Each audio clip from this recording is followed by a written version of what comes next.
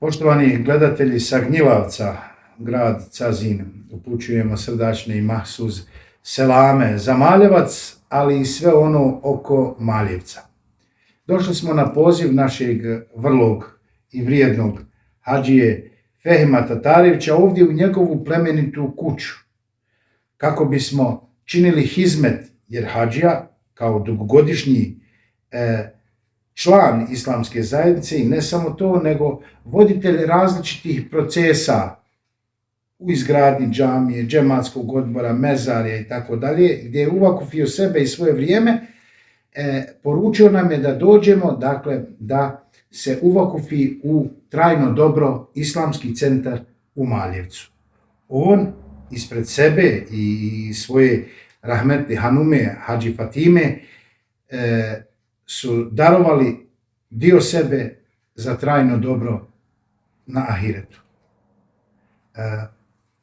Ovdje je prisutna i njegova kćerka Emira Budimnić, koja je isto dio vakufa izgradnje islamskog centra u Maljevcu.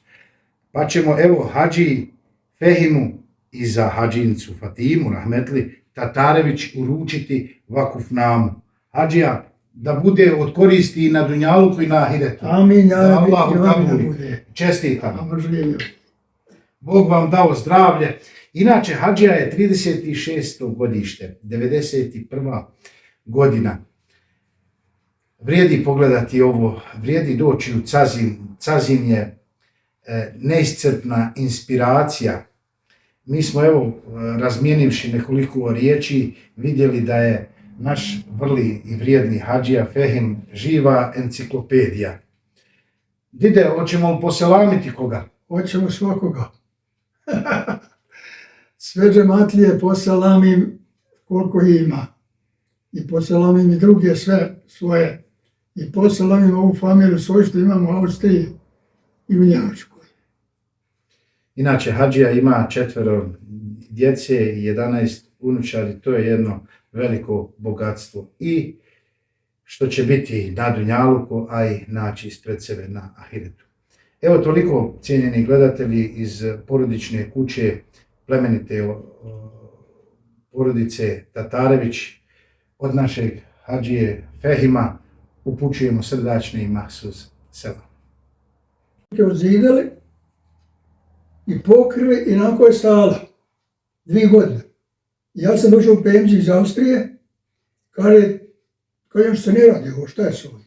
Kaže, nema mi, kaže, para što je bio je temelj, unoć potrošnju, više nema. Kaže, ne moramo. Rekao, ja odem na hač, kad dođem, 2004. sam ja bio na haču. Došao, primio i dok nisam završio, 2007. bio otvor. I onda sam nastavio kuću. Kaže, pa kako kuću? Kuća bila stara.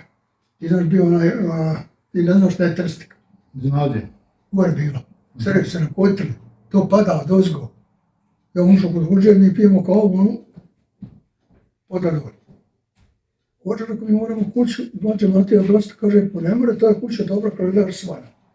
Ali unutra već je kako je. Onda se ja pored one kuće napravio kuću, za godinu dana napravio i uselio kuću. Ona je nova, sve, ne fali ništa.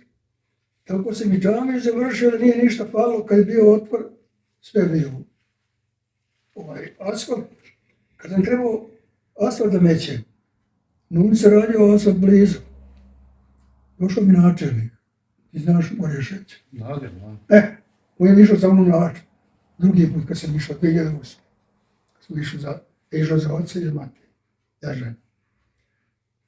Velim, šta ovo, rekao, pa meram nasuti, makar i valjati to, kaj pa dekaj, viđa asfalt, oni rade ovdje asfalt, kaj da oni dođu to napravi. Kaj ja ću pomoći, ako ne bude para, na otvor. Budem ja pitati, poslao ću, haj vam, došao on, šta je, gdje je izmir ovo? Što? Pa rekao, gdje je izmir, pa ćemo onda razgovarati. Izmir je on, kaže on, 33.000. Rekao, gdje pitaj šefa, para nema sad. Sad nema ni kapare, nema ništa. Veli on, pa kako ćemo? Ja pitaj šefa, kad ide otvor, ja ću platiti. Ne bude, plaćam ja. Ja imam.